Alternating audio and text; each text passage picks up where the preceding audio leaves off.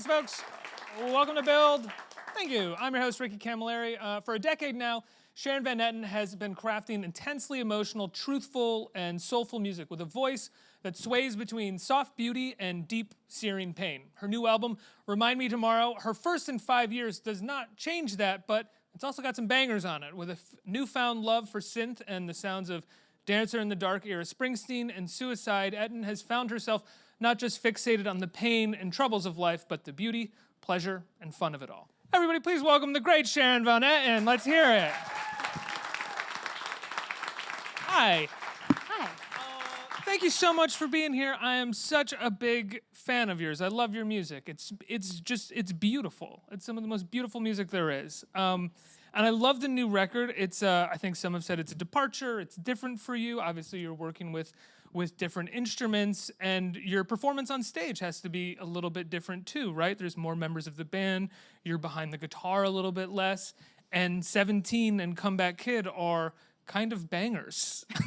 What is it like to have to perform a song like that, where it's no longer just about the intimacy between you and the audience and the emotions of the song? It's about an anthem in a way. I mean, it's definitely been a challenge, but you know, I think the biggest hurdle was, what am I going to do with my hands? But So a practical hurdle. But I realized that I talk a lot with my hands because I'm from Jersey anyway, and so if I can incorporate that with my performance, that it makes it feel more natural.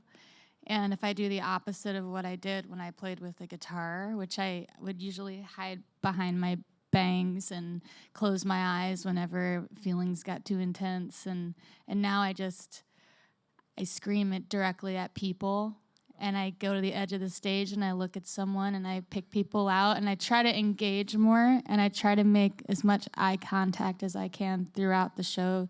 And my goal is maybe one day I'll actually get to look at everybody, but I'm learning how to lock eyes more often and engage in a different way. Do you decide who you're going to scream at earlier in the show, or is it more of like a in the moment kind of thing? I'm kind of sussing people out the whole show. So by the time I get... You're the guy. 17 comes, you're the guy. Yes. And everyone has a really different response, which is fun. You know, there's one guy that just decided to close his eyes the whole time. While you were screaming. He had sunglasses on and a leather jacket and shaved head in Germany. And I remember thinking, he might kick my ass. I'm not sure.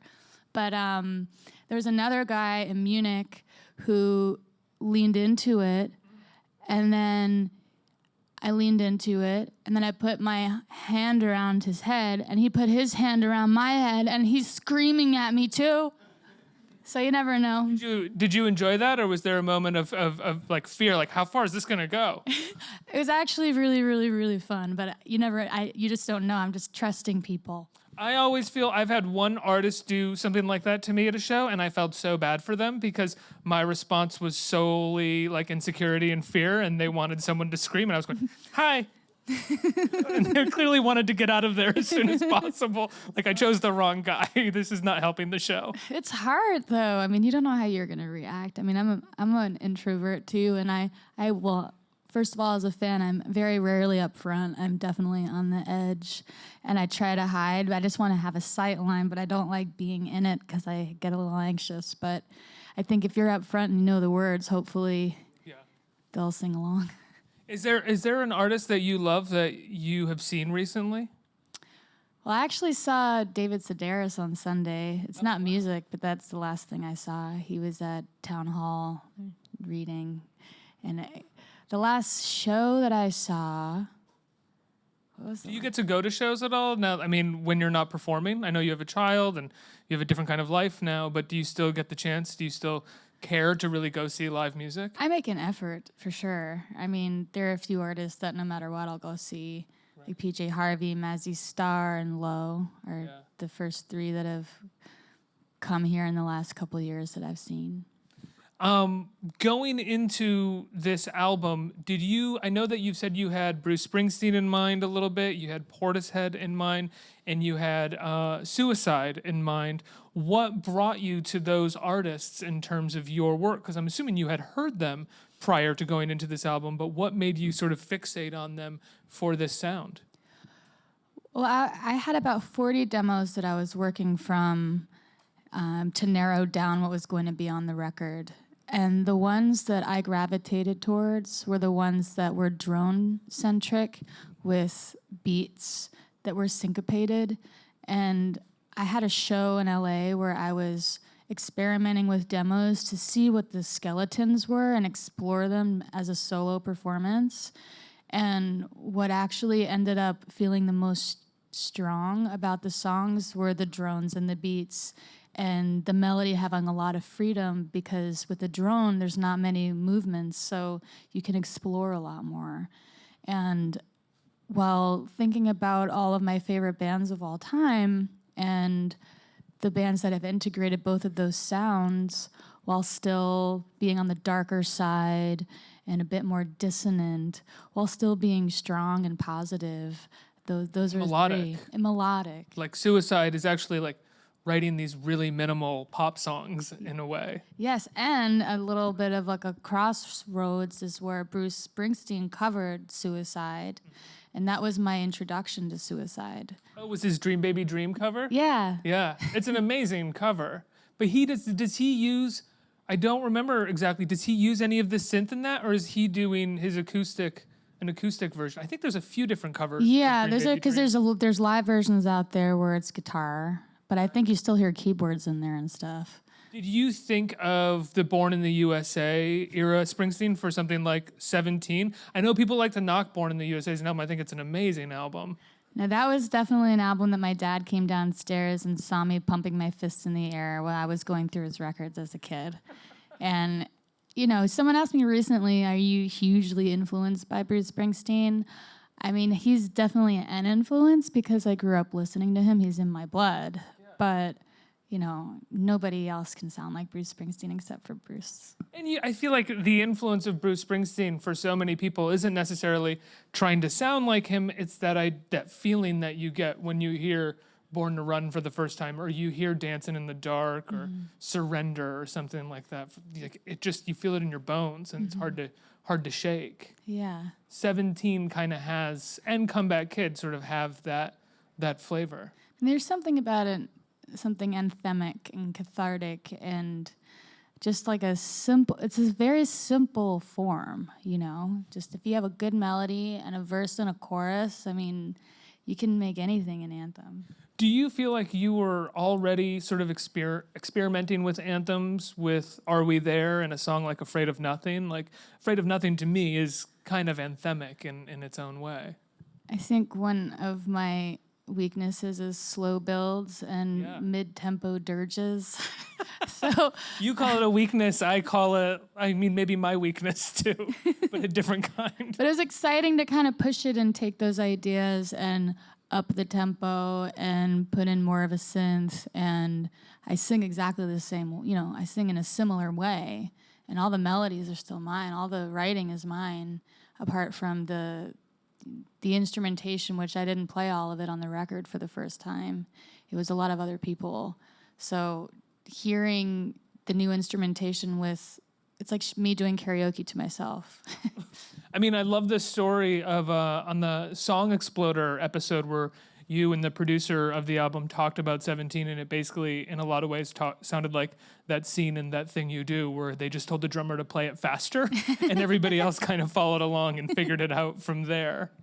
Was it like that? Well, a little bit, because, I sent all the songs to John Congleton, and I already made it clear that I didn't really want to play anything. It was going to be really exciting to show up as a singer. And so he brought in all the people, and he told every musician something different. Oh, wow.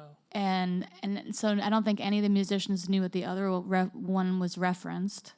And everyone would just start playing and kind of fall in line with each other. And we'd run it a few times, and that's when everybody realized and what everybody else was doing, and they fell in together.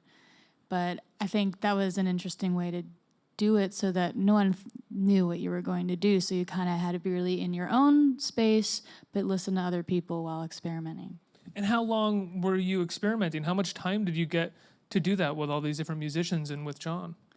Well, we did 1 week of tracking and 1 week of mixing, and I was done. That's it? Yeah. That's wild. Because he's so decisive. After a certain amount of times, he's like, all right, we got it, let's move on. you know? Did you like that?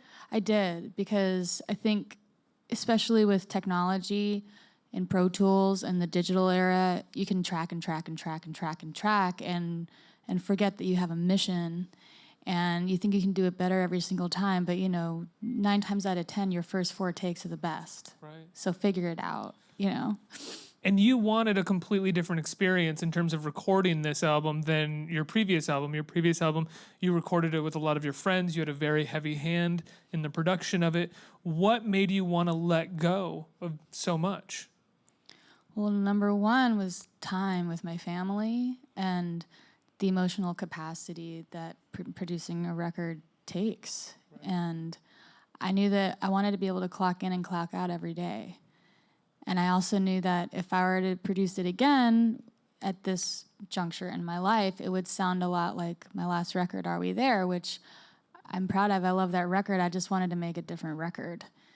And I wanted to be challenged, and I felt like as a performer, being pushed by other musicians that I haven't played with would make me a better singer. Do you, when you say you love Are We There and you wanted to be challenged, if you listen to Are We There, do you listen to your music ever? Like, do you go back and listen to anything? Rarely. If you were to listen to Are We There, would it just feel like a different person at a different time in their life, and you couldn't really understand it, and that's what you wanted to get away from? Or was it really just the process? You wanted a different process? I wanted a different process for this record, but I can listen to my past records and be proud of them. But there's such specific moments in time where sometimes I feel bad for me and what I was going through at the time, because I knew exactly what I was. It was just a chapter of my life. Every album is exactly where I was at the time. I mean, isn't that kind of what 17 is? Not to keep talking about 17, there are other amazing songs on the album, but isn't that what that song is kind of about? Talking to yourself. Obviously, it's literally 17 years old, but it's any age of looking back and talking to yourself at that age and kind of telling you, you're going to be okay, it's going to be okay. Yeah. I mean, at every juncture in my life, but also that song keeps unfolding to me even after I've written it. I mean, it's also an apology to my mother. And being a mother now, I just feel like it's an acknowledgement of a rite of passage as a kid, as a parent, as an adult. Like, there are things that you're going to have to forgive yourself for, and you'll have to let go a little bit. I'm trying. Thanks, Sharon. You've said that some of your previous songs can be really hard for you to perform, and because they're about such a specific moment in your life or specific people in your life and a certain kind of pain. After having a child and finding a partner that you're sensibly going to spend the rest of your life with your child, have you found your approach to songwriting and to lyrics is a little more removed, a little more distant? You can have a sort of a wider view on the whole process rather than being so in it? I start writing in a very similar way still, but I think it's the process of sharing it and how I analyze it that I end up learning about. My filter is a little bit smaller. So whenever I start writing a song, I'm going through something emotionally and I don't know how to communicate about it yet. And so I sit in a room and I sit next to an instrument, whether it be a guitar, a keyboard, or whatever, and I'll try to play a chord progression, and I'll then think of a melody. And then when I have a chord progression for a verse and a chorus, then I'll start hitting record, and I'll just record for about 10 minutes and sing stream of consciously and hit stop after a while and put it away. And then after I give myself weeks, months, sometimes even years, I'll listen back to that meandering and try to remember what it was I was going through. What is that like? I mean, it's not as bad as finding my journals from high school. Yeah, that's it. But I've had, so 9 times out of 10, it's nothing, but it was an emotion I needed to get out and needed to work through. And I always feel better after I sing. And when did you start singing? Like, how did you start singing? You have an incredible, unique, original voice that I don't know if it's trained, but I mean, you have a very wide range. I started singing in my parents' minivan when we took road trips cross country, and we sang like Tom Petty, and we sang Traveling Wilburys and Mary Chapin Carpenter together. And did you ever notice your parents in the front seat? Like, hey, she's pretty good. No. But, we had a few that we all agreed upon and we all sang, and then they always encouraged my musical interests along the way. Had piano lessons, clarinet lessons, violin lessons, and then by the time I got to high school, I was in musicals and choir. And did anyone notice your voice at that time? I was in the background in most of the Yeah. musicals. I was in the chorus. I didn't have a speaking line until my senior year, but I think I was an alto, so the best lines I thought were the altos because you kind of blend in and you had the most interesting lines, but you're kind of lower in supporting. But that's the great thing about choir, though, because you're about 50 people singing together, trying to sound like one unit, and there's no odd man out in choir, which I liked. Now, you were recording your own CDs and handing them out to people, basically, right? And before you recorded your first album. Occasionally someone would pay. Okay. I guess I meant to say that you were charging people. You're just Just throwing them out on the street. No. Do you like music? Do you like music kind of thing? You guys like comedy? I'm wondering if even at that time you recognized that you had an original voice or that you could sing beautifully, or was there a time where someone told you or then you recognized it and you worked on it even more? Like, how have you honed your craft? I mean, over the years, I've had friends that were supportive and encouraged me to play open mics and then asked me to open up for their friends. And when I lived with my sister in Vermont for a while, she encouraged me to play this one place regularly in the area in Burlington. And then when I moved back home, I found an open mic place where I met a couple friends that encouraged me to play in New York. And my family started encouraging me to play. And then I had a friend that I met in New York, actually Kip Malone from TV on the Radio.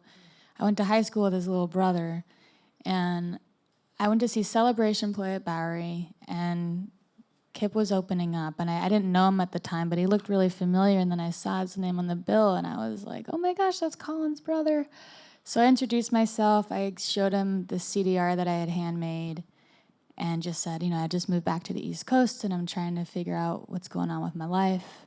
He said, well, I still have family in New Jersey. We should hang out sometime. And then he showed me a few of his favorite spots in Brooklyn, and one of those spots was Zebulon.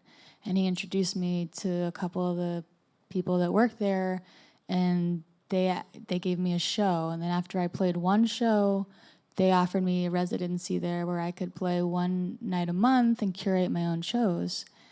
And after doing that for a handful of years, I grew a following and met other musicians and bands, and that was kind of my start where I noticed that people were listening.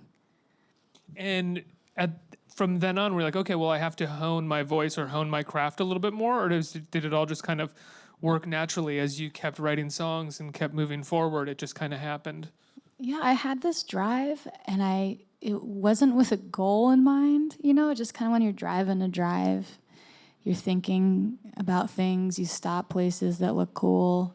I mean, I've met people along the way where I didn't know where I was going, and as I wrote a lot and as I sang a lot, I think my voice changed, my style changed, but as I was exposed to different kinds of music, my style changed, my voice changed, and as I toured more, I met other musicians that introduced themselves to play with me. And, I was solo up until 2010 when Doug Keith reached out to me and asked if he could play bass with me. And we played together for a few years, and he introduced me to my drummer, Zeke Hutchins. And it kind of just opened up slowly over the years. When did you discover the songwriting process for, I'm going to sit here and I'm going to record for 10 minutes and then I'll come back to this later? Was that something that you found after you had been writing songs for a little while, that was the best way to go about it, or right off the top that was something you were doing? Well, it started because when I first moved back home, as a gift for Christmas, my parents gave me a laptop, and it came with GarageBand, and I was really lost, and I didn't have many friends in my hometown that were still there. And so at the end of the night, I would go to my room and open my computer and sing.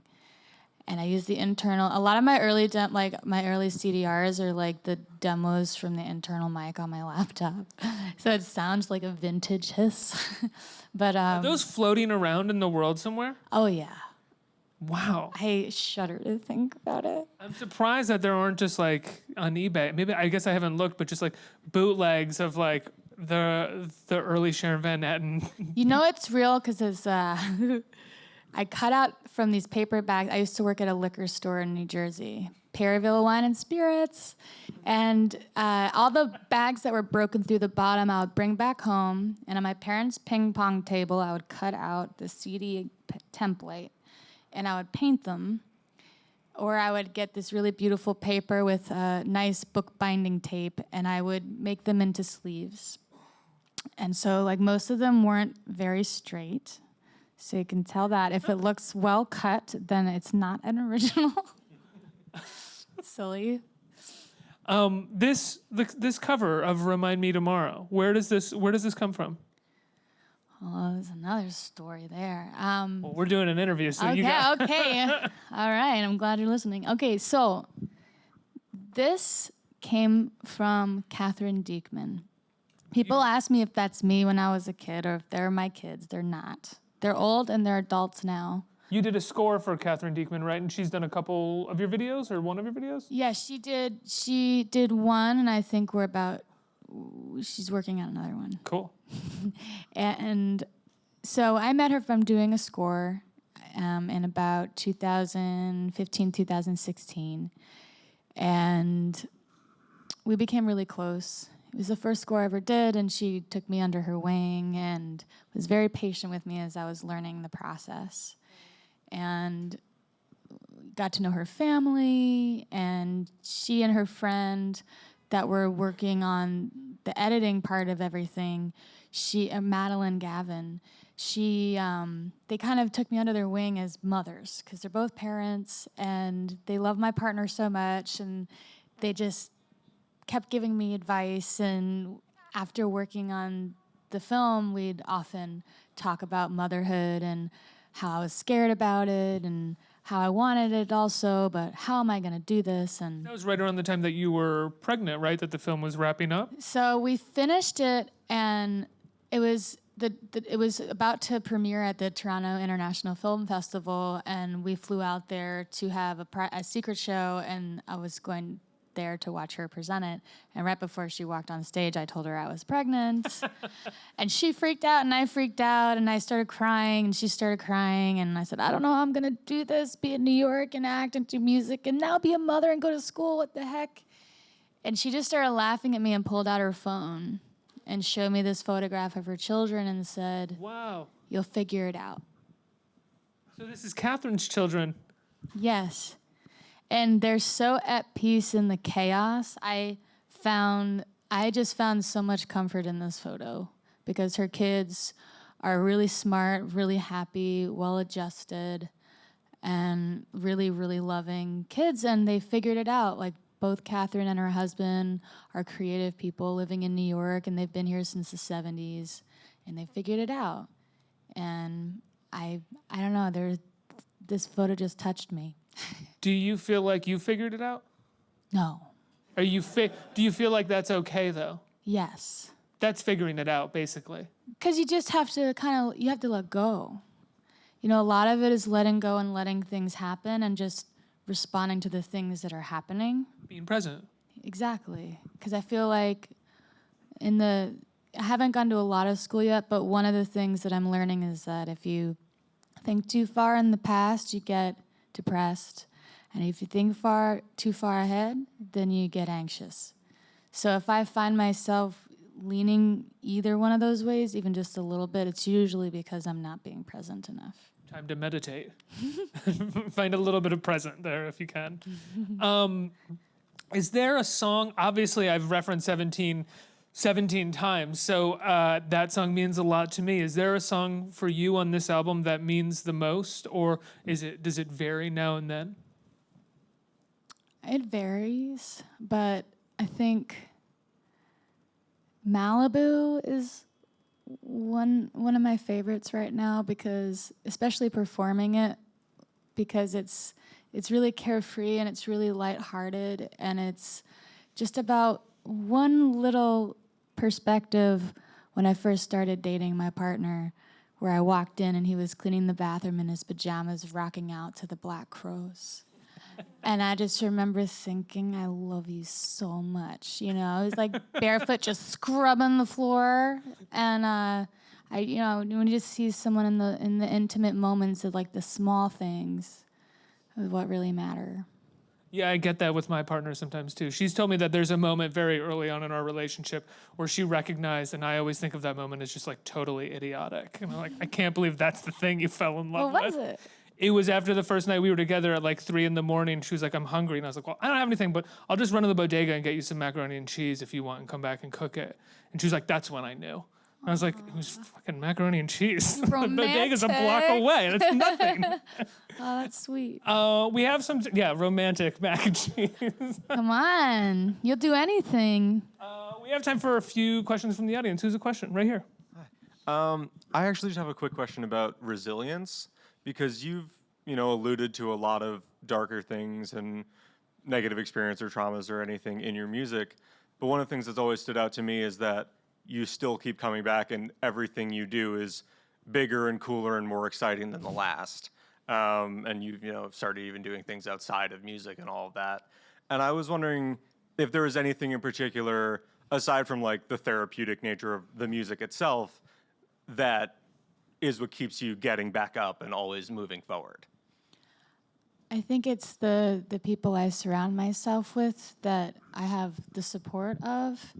And I found there's times along the way where I've been around people that prevent me from being myself, whether it be because I'm insecure about the relationship, whether it be a friendship or a relationship. I think a red flag for me is if I'm hanging out with someone and I find myself censoring myself, that it's an unhealthy chemistry, whatever it is. And so I don't surround myself with those types of people.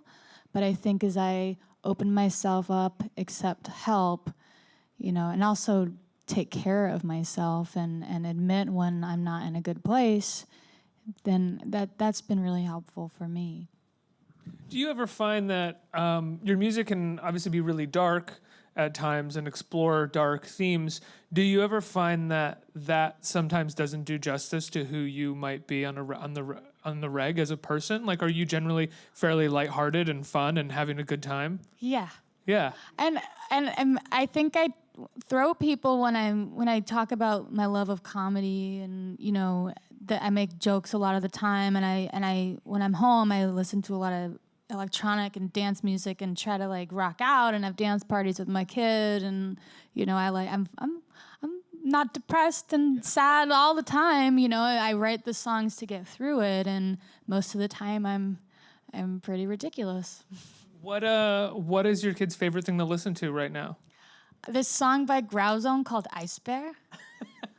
What is Do you know that? it? No. I can't remember. Oh, it was a kid's song or it was in a kids movie called like My Secret Life is a Zucchini or something. Okay. I don't even know. I don't even like know. Any vegetable, any fruit. No, I think I even watched it before he was born. But it was actually a really intense story about this kid that was an orphan and had to go to this orphanage, and he found a bunch of misfits that became his friends. They were zucchinis? No, I don't want to give away the story. But please, Sharon, no spoilers on My Secret Life as a Zucchini, please. I'm telling you, you'll be floored. And there's this dance scene that comes up where they're just having a little party, and it's like this Austrian band from like the early 80s. Oh, cool. And it's, really dark, synth-driven pop. And that's his jam right now. I don't know. I don't know where he gets it. 2 more questions. Right here. Hey, Sharon. How you doing? Hi, I'm good. How are you? I'm good. You've been performing for over a decade now. I was wondering, going back to your very first live performance at a venue, if you remembered the artist on a bill. What? What? Where was it? Like an Oh, early. I thought you were about to quiz me. If you remembered anybody, It was you know. me. Well, I had early shows at Zebulon, let's say, and Shilpa Ray was one, and Scary Mansion, and this band called the Finches, who now Carolyn has. She's called Bouquet Music, and I know there's more. Do you want to hear them all? Will you hang out with Leah back in LA? Because she's pregnant. She's back East Coast and had her babe. Yeah, she's a mama now. I sent her this book because there's a book out called Little Astronaut, and it's a mother's book of poetry that's about being a new mother and all of the insecurities that come with being a new mom. And I just sent that to her. One more question, right here. Hello. Hi. I was wondering, since we were in the former Tower Record space and other music just being down the street, can you talk a little bit about the death of the record store as a music fan, what it means to you, and if you bought a specific piece of music at either one of those places that really stands up, and what that was? Well, I love record stores. It makes me sad to not be able to go to the one that represented my move to New York. Other music was definitely something really special, and I knew a few people that worked there. And I used to date someone on 13th Street that showed it to me for the first time. And before I moved to New York, I was coming from New Jersey, and there was a couple of record stores there, like Princeton Record Exchange, Vintage Vinyl. There were a couple that I used to go to where I first discovered Portishead. Princeton Record Exchange is still there, though, right? Princeton is. I don't know about Vintage Vinyl. I just discovered Princeton Record Exchange for the first time a couple years ago because a family member lives in. It's an amazing record store. Yeah, that's where my dad took me there for the first time, Really? and that's where we usually try to go for Father's Day. And I've discovered this record there. William Baines was a piano player from like the 20s or 30s, and Eric Parkin was a pianist that recorded this record, and the composer died in his early 20s, but he wrote this really, really sad, morose, but playful piano that it's just, I hadn't been brought to tears from classical music often, but this one record that I just found in a dollar bin was William Baines, and it was really moving. Do you remember the first? What's it called? He doesn't really have many, but I've tried to send people links over the years, and one is you can find Shipwrecked. I found another one of the vinyls. If Eric Parkin is the composer that plays his music very beautifully, and you can find it on eBay if you can't find it at a store. Do you remember the first album? Not that you bought, because the first albums that all of us bought are usually not. But the first album or the first artist that you got into that made you kind of realize what music was as an adult, and how it could be explored and what sort of feelings it could give you? I remember in junior high, I had a Walkman, and it was the kind that automatically flips sides, which is a big deal. It's And huge. I think I went to a Sam Goody, and I got the Elastica cassette. And With Connection? oh on it? yeah. And I wanted to be. I wanted that slanted haircut like this, and I rocked out so hard, And this is around the time like there were skater kids listening to Nirvana. I hadn't yet discovered Sonic Youth. My best friend loved Pearl Jam and Tori Amos, and that was definitely a segue. Mm-hmm. But then I heard Elastica, and I'm like, yeah, this might be more me. Why do you say that? Why do you think that was more you? I mean, I think number one, like a female singer, it was pretty tough and like more driven, a bit more distorted, and speaking from a female perspective and about love. And also a bit more playful than Tori Amos or yeah. Yeah, but it's just like, Tori Amos can rock, but it's like a different kind. It's not as driven. Right. I like that. You were in the first season of the OA, right? Yeah. And is there going to be any more acting for you? Are we going to see anything anytime soon? Yeah, I recently acted in the new Eliza Hittman film, and it's not out yet, but I think they're gonna be showing it at festivals soon. It's never, rarely, sometimes, always. Do you like acting? I don't know yet. I've only done it a couple times, and I'm still figuring out what part of it I'm good at, and what I draw from that makes it feel real. And it's hard to draw from a personal experience and be somebody else. I think, at least with my music, I'm drawing from personal experience and being myself. So I think I have a lot of learning to do, and I would like to take more improv classes and I'm looking forward to meeting the 20-year-old who's like, Sharon Van Etten's in my Improv 101 at UCB. This is so weird. I actually did a Groundlings drop-in with my babysitter when I was in LA. How'd it go? It was really, really fun. I recommend it to anyone. Like, if you can't do like a semester or whatever, they have drop-ins just for a day. You've said that you're an introverted person for the most part, right? And sometimes the way that you play or the way that you used to play, often with bangs over your face, you were kind of shy. You could deduce that you're shy to a degree. Where do you think you get this need or impulse to perform, be extroverted as a career? Well, it's kind of being outside of yourself, and as I've realized that it's been healing for me, I think it's helped me continue to do it. And as I'm meeting people that I affect, that give me the confidence to continue to do so. Where it doesn't feel like a completely selfish thing just because I feel like doing it. But it's hard. I'm still an introvert by nature. I'm one of 5 kids, and I'm the middle of 5, and I feel like I learned my place then. Hide? The middle one kind of just hides. Learn to not have an opinion, right. and to not really speak up unless necessary, to mediate and to share.